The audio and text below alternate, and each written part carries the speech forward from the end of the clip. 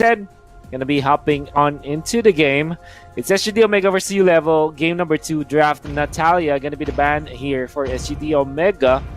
They also banned out Ling, so it seems. But what about you guys? What do you think should be the pick here for both teams? One highlight will be, as what Rockard told us, that if you're not going to use Esmeralda, might as well ban it if you're aiming for that Angela, because it was really, I mean, it shows how well they maximize that Esmeralda. I mean, you got the Kaja, you got the carry, and you got the bounty emblem. So kind of affects that how it shows how SGD is going to roll on this one. That they're going to camp a certain person just to continuously create the golds needed for Hajizi and Escanor. Without the response, it kind of pushed them the backs against the wall, and you only have the Fatal Links to control everyone. And having to purify that single threat on that Fatal Links doesn't really affect that carry. So right now, SGD Omega getting that Selena, although ULVL got the Uranus and Thams, same first two choices. And good changes from SGD Omega that they're going to secure the Esmeralda as early as they can. Yeah. So it's apparently Uranus and Thams once again for ULVL. SGD considering the Esmeralda once again, and the Kufra. So yeah, I mean, with the Uranus and the Thams picked up by ULVL, I'm sure that this is such a free game for the Esmeralda already, with the side laners revealed for ULVL. Yeah, definitely agree with Osiris too. Like, get the Esmeralda early with all of these pseudo fighter tanks, which is the meta right now. And you know what? One thing to take note on that game one is that SGD Omega, they dominated the side lanes. Like, they don't even care about the mid. So with this first 3 picks, expect a lot of ganks from Kufra and Selena. It is understandable that ULVL will fight with sustain with a high loss. But we shall see still, because it looks like SGD Omega is in the driver's seat here. Yeah, like, I like this. I really like this response from ULVL. That they picked up Uranus and Thams surely will be countered by the Esmeralda, but what the ULVL did was to just get the Hyla so that they have an answer to the Esmeralda at least. So it's no longer a free game for the Esmeralda. In fact, it will be really hard. But this is a good ban from SGD, banning out the carry. It's really well done. Yeah. They know. ULVL needs another core burst damager, Bruno, or another Claude, Kimmy maybe, but it will take a Granger. Wow. Yeah, Granger is good. Granger is good. Okay, there you go. I think having the long range in the side of SGD Omega will work. You have the traps, you have the Kufra for the setup, but they are hovering that Lancelot, which is this is very interesting for the Dragons. They're going to take Angela and Esmeralda, and of course the Lancelot. This is something. Wow. This is their Kimmy killer, I would say. Yes. Lancelot really just destroys Kimmy many stages in the game. It is a very off-meta pick here from SGD Omega, but we do know that they can pull this off as if it was just a normal pick. So it's going to be a side laning. Oh, actually, it's a support. But this might Selena. Hey, it's a Selena. Okay. It should be a Lancelot, but okay. Oh man, get your wine, boys, because it's all about cheese bakes now. All about cheese bakes. I was expecting for a Diggy just to protect the Kimmy against that Lancelot, but of course, getting that Nana with that what you call this, the skill that will make you a little cute one. The Yeah. right now. Yeah. Basically, to me, I'd go for the side of SGD Omega, simply because I love their early game aggression. They have the Selena, they have the Lancelot, aided with the heart card of Angela, plus the crowd control capabilities of the Krufer and the Esmeralda. But for ULVL, I think this is the part wherein they won't go down without a fight, and this is a very early invade coming from ULVL right here. They will be pinning down Hayes, forces to use the flicker out. Let's see if Anjizi will not be making it, and Nana will be taking that first blood. And so far, I think ULVL knows this early game aggression that SGD has, so I guess this is, okay, you're gonna get us at early game, then we'll just invade you into the game that you want. And so far, it was done well by ULVL.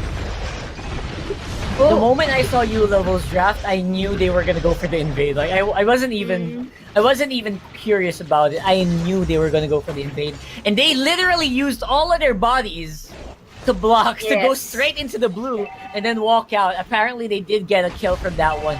So that's part one of your plan already locked in. Part two is how do you follow that up? Because right now, SGD, they look like they have a counter plan very, very soon. They're fighting fire with fire here, as they say, while going straight for the neck of anyone that they can come off. Right straight onto SGD as well, forcing the flicker off of Heath. Kind of gives a bit of breathing room for Chu to do everything that he wants on this Kimmy. Now, this Kimmy has a small, as Wolf said, there's a small window where he can do a lot of things. Will this be it? Okay, so let's see. So far, Bouncing Ball going to be used for the Kufra, leaving them immobilized, and Angela goes for the kill. So for that is good. They managed to compensate that first blood that ULVL has. But this is the question. This is what you said earlier. How would they be able to follow this up? Because in terms of the follow-up damage, ULVL is highly dependent on Kimmy in terms of the damage output.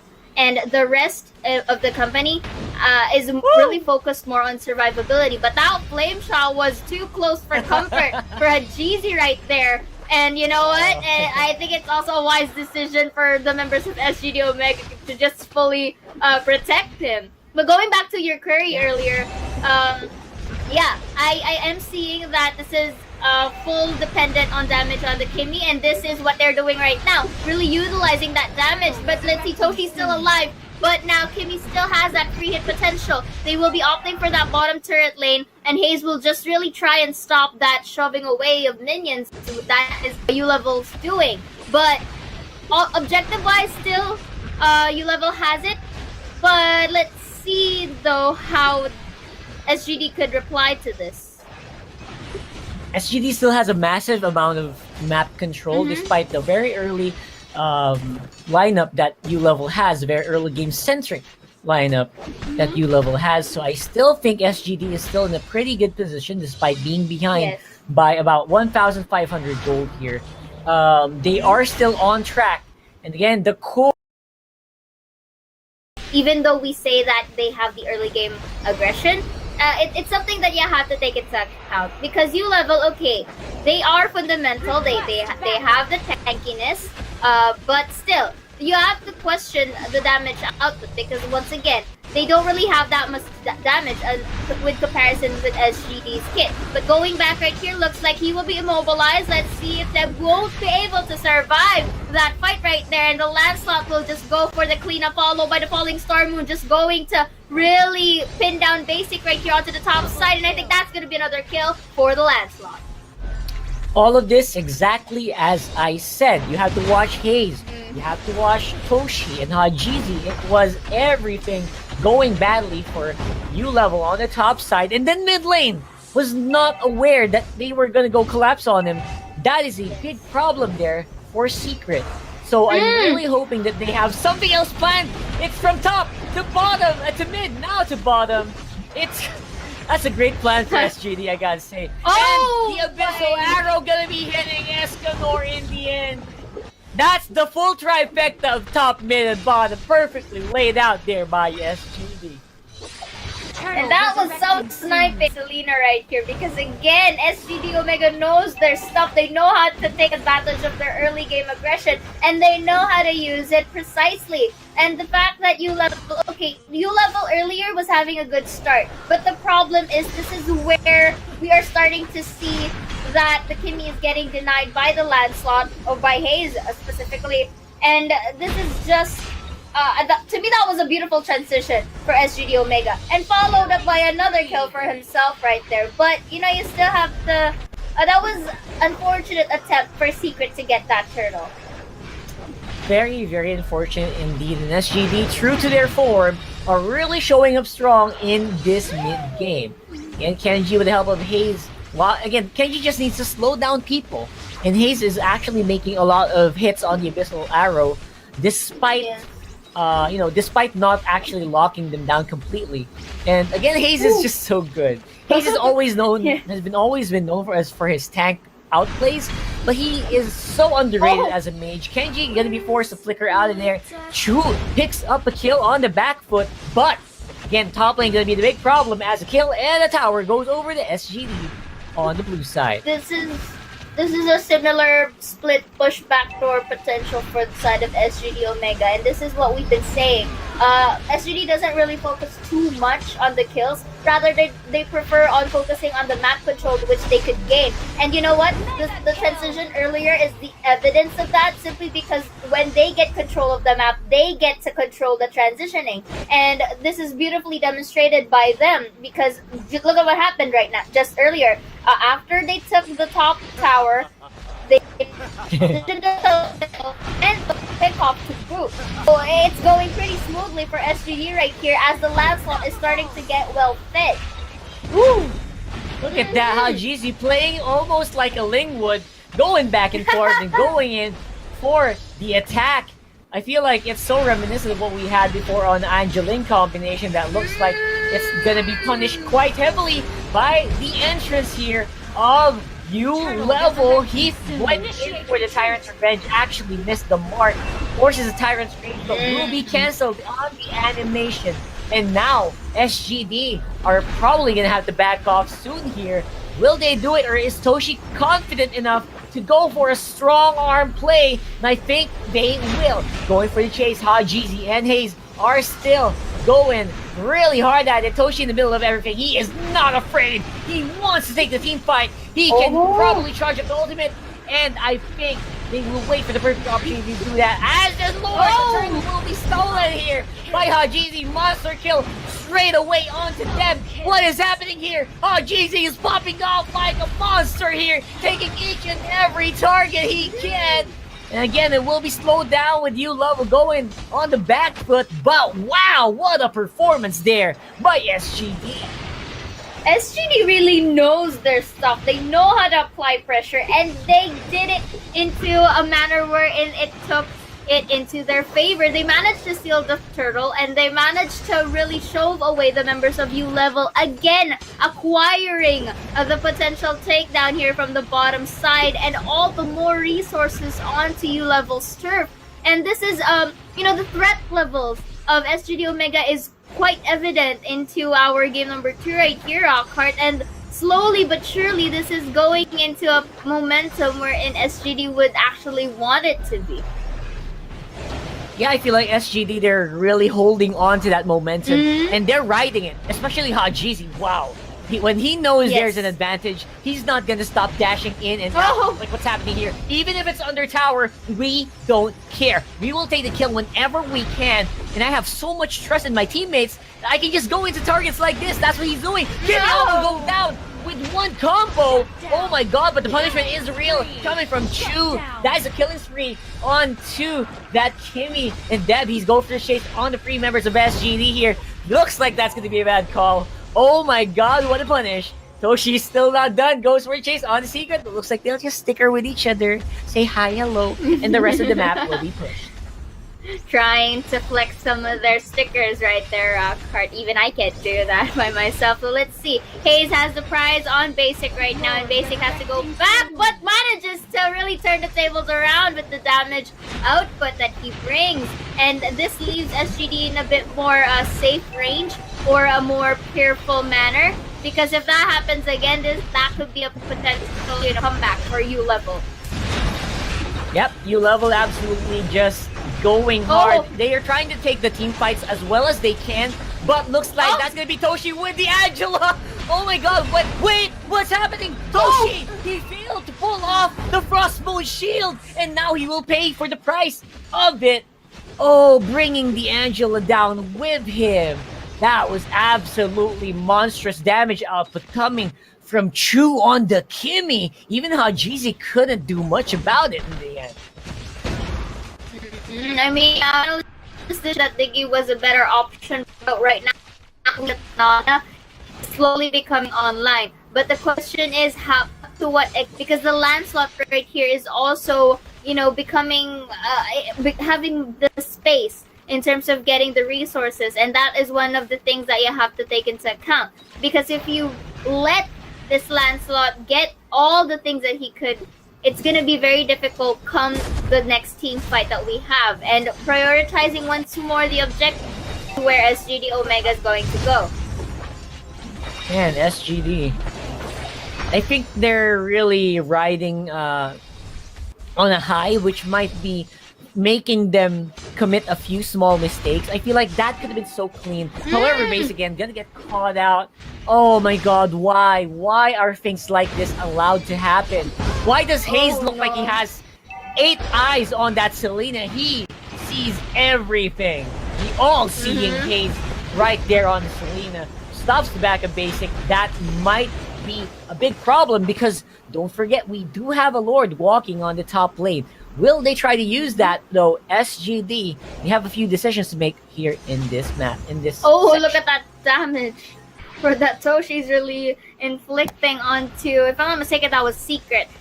Of course, they will be using that Lord to apply more pressure in terms of pushing because it's on the top and they can just easily, disperse onto the mid and bottom side. But the question is, I think SGD would prefer if let you to them, and by that, I think they will be pinning out most likely the Kimmy right here, like that arrow. But that was a good protect by Secret. But let's see if this thing would turn around again. Another arrow take. No one will be going for the stun. They will transition onto the middle side of our lane. Let's see. They will be prioritizing the turrets first because that is one of the essential things that SGD has to really go through.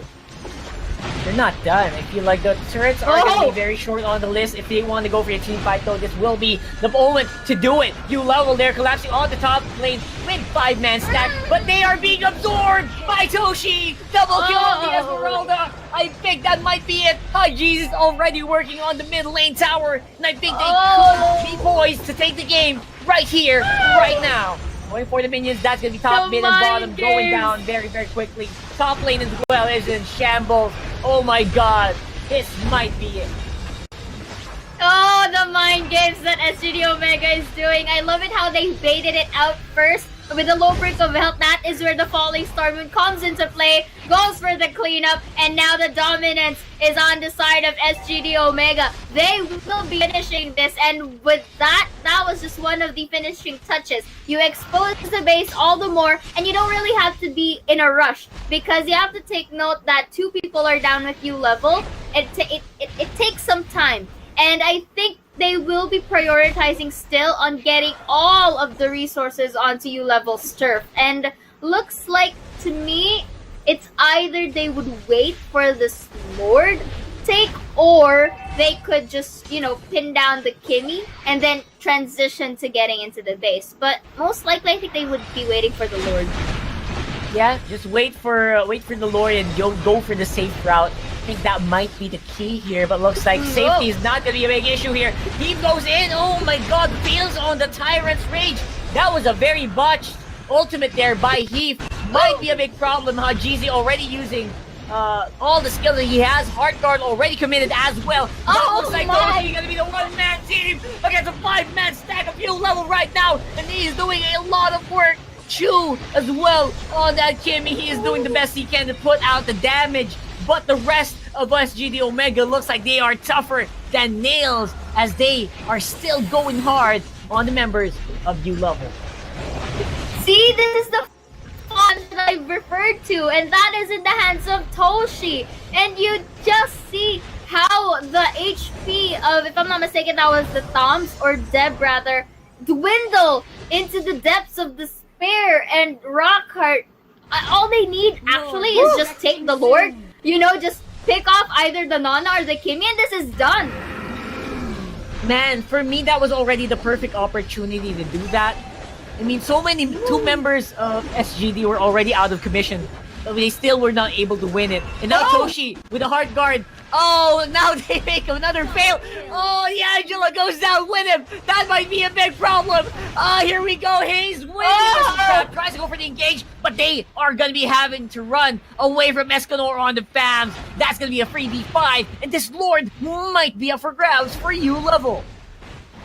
Oh my, we are now seeing Basic just doing Nana things right here as they try to go for this Lord take. But let's see if SGD Omega can manage to steal this, because take note, they have the capacity for that steal. Let's see if they are in a position where they can do so. So right now we are seeing that Hajizi is being trapped by Secret right here. Let's see, the chase is gonna be on. Forces to use his ult to escape, but going back into the Lord area, we are now seeing the Selena onto the back lines. We'll be getting that Nana for a killing spree, and that's not all. This is not over, because look at how the difficulty U level experiencing with that double kill, really dispersing the members of U level to avoid contact, to avoid a play, and putting it around the table where they have it all. And that was just beautifully and wonderfully made by SGD Omega. Oh my heart! Beast from a 3v5 to a complete wipeout.